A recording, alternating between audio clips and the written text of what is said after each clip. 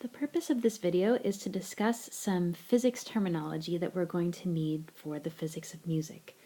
One thing that's important in physics is the use of terminology in a very precise way. In fact, many of the words that we're going to discuss here you've probably heard often and used often in colloquial conversation, but it's still important to give a physics definition because our physics definitions are very precise and in some cases will differ from what you may use colloquially. So the first word that we want to talk about is speed. And speed we can just think of as how fast something is moving.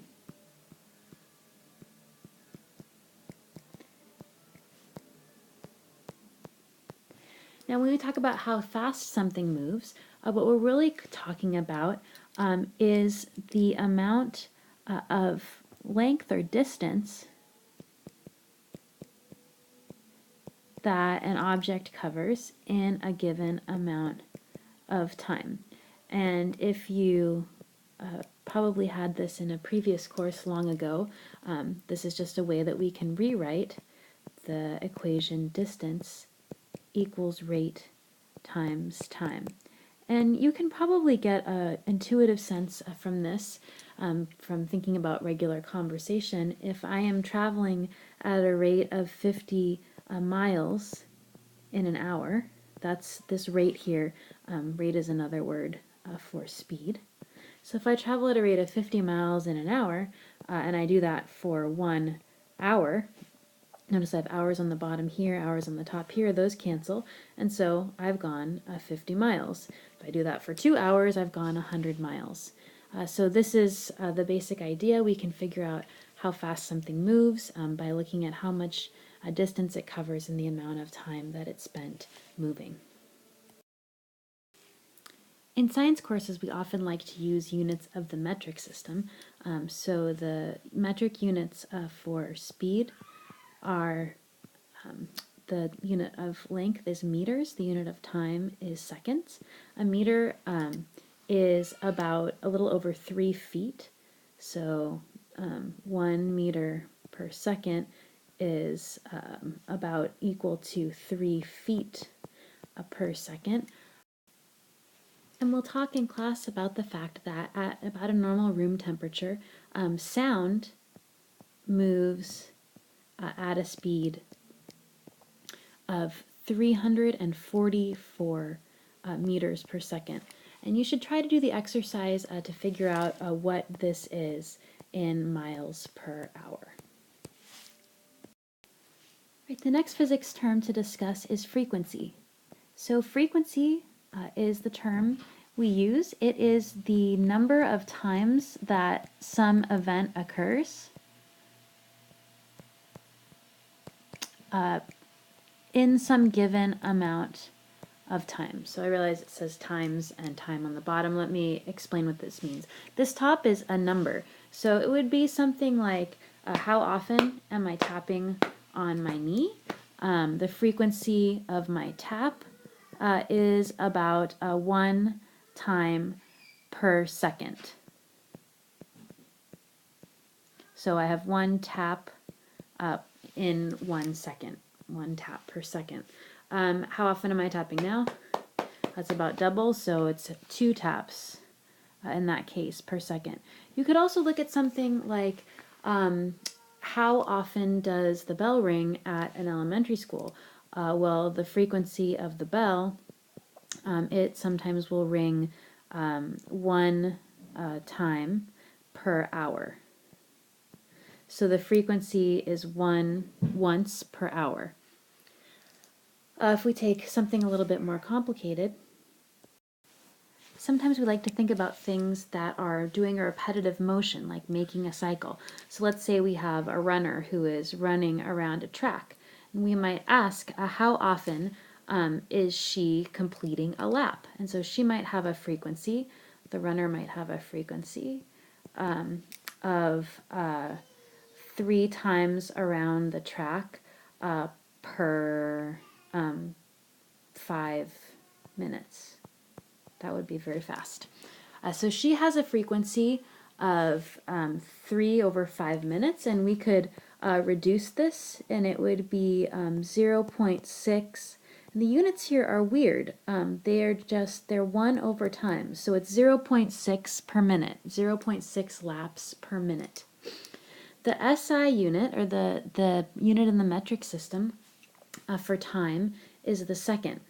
So the unit of frequency is 1 over seconds, or number of times per second.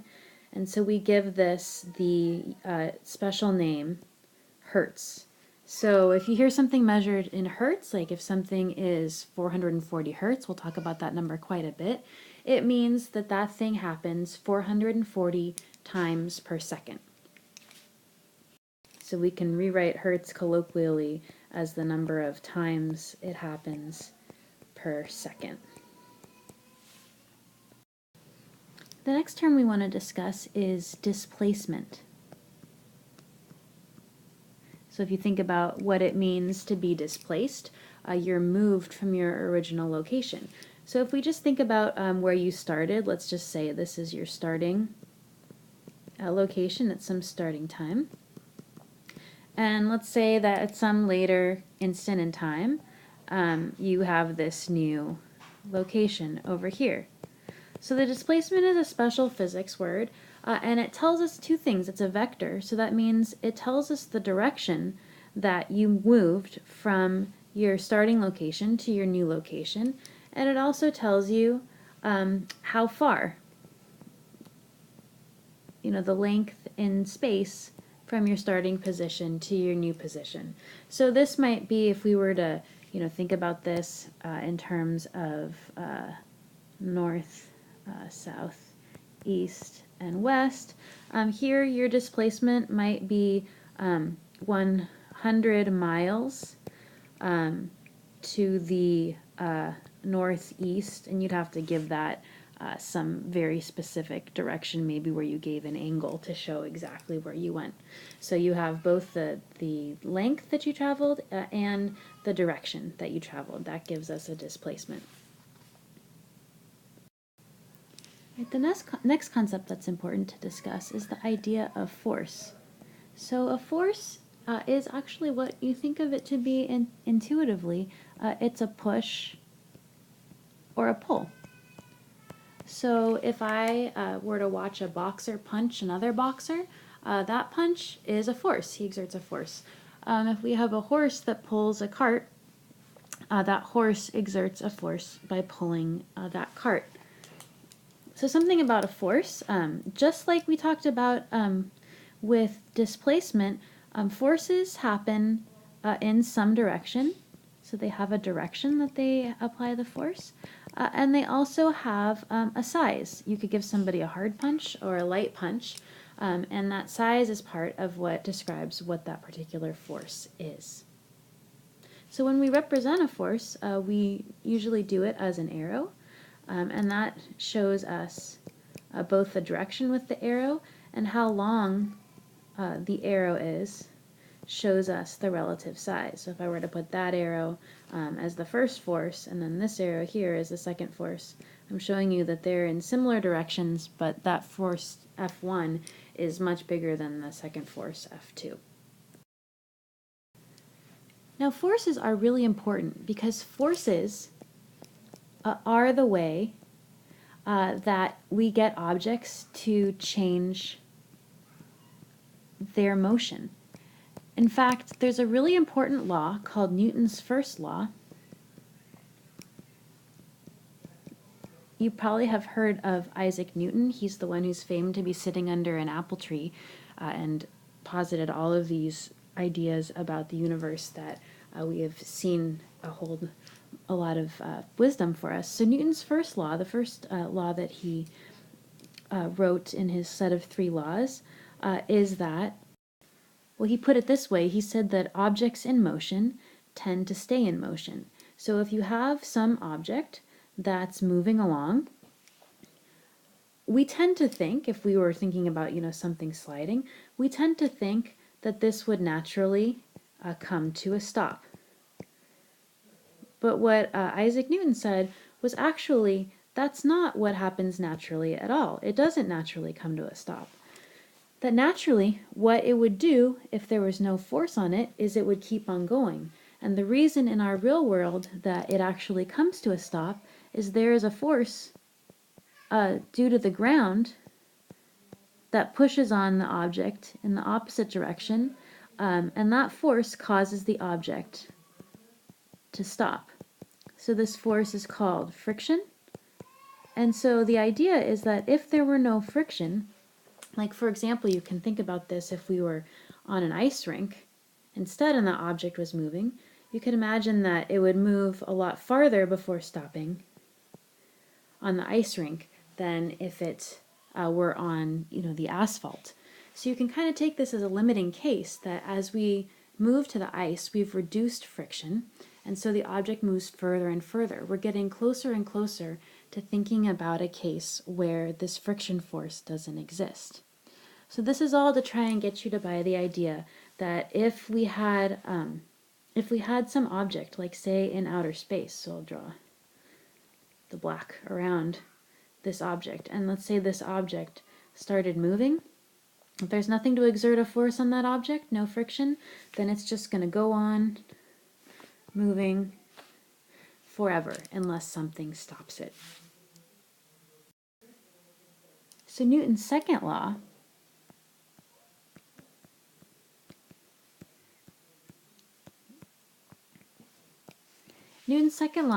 tells us how force changes the motion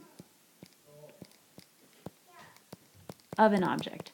And so Newton's second law basically tells us exactly, we're not going to really worry too much about the details of this in our class, but it says force equals mass times acceleration. Force and acceleration are both vectors. They have both a size and a direction. So it says if you exert a force on an object in some direction, you cause its motion to have a change in that direction. There are some subtleties there that we, again, are not going to go into in this class, but for example, if you have an object that's not moving at all, if you want it to move upwards, that's the direction, then you're going to have to exert a force in that direction. Something that may be a little bit counterintuitive is that if you have an object that's moving in this direction, so that's the direction that it's currently going, if we want it to now move straight up, we have to actually exert a force on it in this direction, because not only do we have to exert a force up, if we just exerted a force up, it would actually keep moving in this other direction. Newton's first law says that it's going to keep moving unless acted upon by a force, but this force up would now cause it to go in some direction like this. So if we wanted it to go straight up, we actually have to exert this force backwards to stop it from moving in this direction horizontally and cause it to move just straight up. All right, so the key thing that I want you to understand for this class is that if we want the motion of something to change, we have to exert a force on it. If we don't exert a force on something and it's not moving, it'll keep sitting there not moving. If it's already moving, then it's going to keep on moving in the same direction with the same speed unless it gets a force.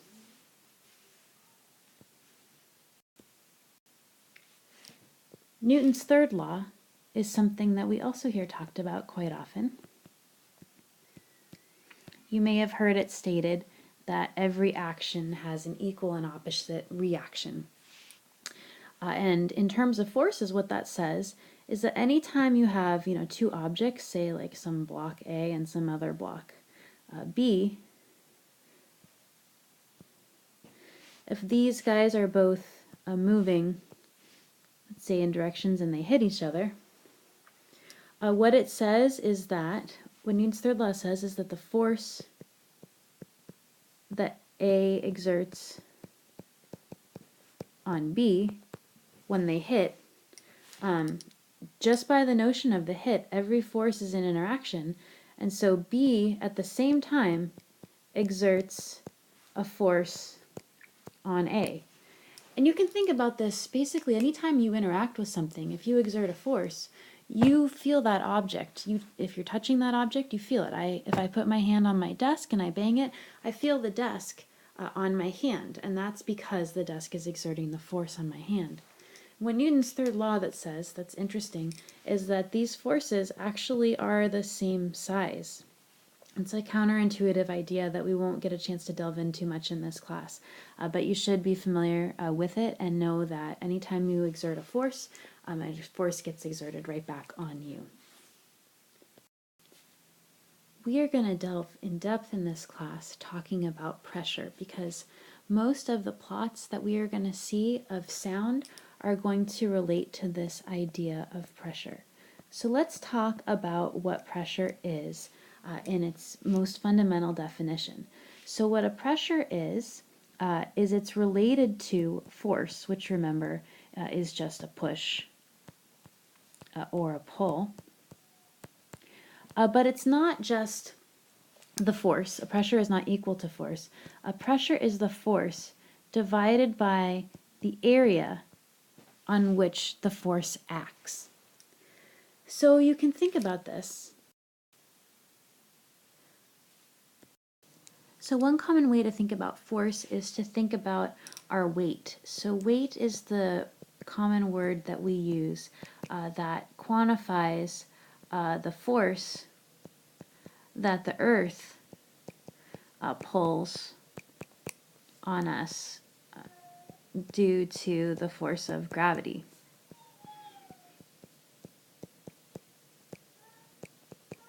So we know that gravity is this thing that pulls everything towards the earth, and it's got a certain strength of how hard it pulls on me and a different strength of how hard it pulls on you, and that strength we call our weight. And so our weight, this just has to do with how much mass we have and how much mass the earth has. Now, when we think about pressure, what you want to think about is what it would be like, for example, if you were standing on the earth with your 2 feet, just normally, and compare that to how it would feel if you were, for example, a ballerina who now was standing on point, so on the very, very tippy toes of your feet. And if you've ever done this before, you know that this takes a lot of training to build up some stamina. And the reason is that your weight is the same. The force is the same in both cases. The earth hasn't stopped pulling on you any more, any less when you move to your pointed feet or when you're standing on your flat feet. But what you've done here is, if you look at the area that's between the ground and you, in this case you have the whole area of both your feet, and in this case you just have the little tiny area of your tiptoes. So if we go from this situation where we have our whole feet to looking at this situation, the force stays the same, but the area gets smaller. So if we have the same number on top but a smaller number on the bottom, that means that the result, the pressure, goes up. You can think of this, if this is hard for you to see, for example, if your force, let's just pick a number, let's just say it's 1 Newton in the unit of force. If you start off with your area being 1 meter squared, you'd have a pressure of 1, and the unit of pressure is Pascal. If you were to look at what happens when the area goes down, you'd have like 1 Newton divided by 1/2 meter squared. Well, that equals 2 pascals. So that's a lot bigger. You could give another example that doesn't use fractions. For example, if you compared 1 Newton divided by 2 meters squared, that would be, you can see, 1/2 of a Pascal. So if you looked at this one first, and then you made the bottom smaller over here, you changed from the 2 to 1, you can see that the result went from 1/2 to 1, it went up. The last thing to discuss today is the idea of energy. So this is a word we use colloquially all the time. We have kind of a physical sense of what it means, but it turns out that even though it is one of the most fundamental ideas in physics, it's actually very hard to give a precise definition for it in physics. But we can name lots of cases where we know for certain that something has energy. And we know that there are lots of different forms of energy. And the energy can transfer from one form to another. So one form of energy is what we call the energy of motion, which has the fancy name kinetic energy. And so anytime there's something moving, it has kinetic energy. There's also a kind of energy that has to do with the relative configuration of two objects. And this gives us what we call stored or potential energy. So for example, we know that the Earth has this pull gravity that we discussed before, and I know that if I raise an object up above the surface of the Earth, I know that if I let it go, it's going to have this energy of motion. It's going to start moving. So we can say, well, that means that if I raise my object above the Earth, I must be storing some energy between the Earth and the object. So we know that there's a stored kind of energy there. You can think of the same thing with a spring. If I were to pull a spring out, I know that I'm going to feel a force back. If I let that spring go, whatever's attached to that spring is just going to start moving. It's going to have this energy of motion. So that means that in a spring I can also store some energy if I pull it out from its resting position. It will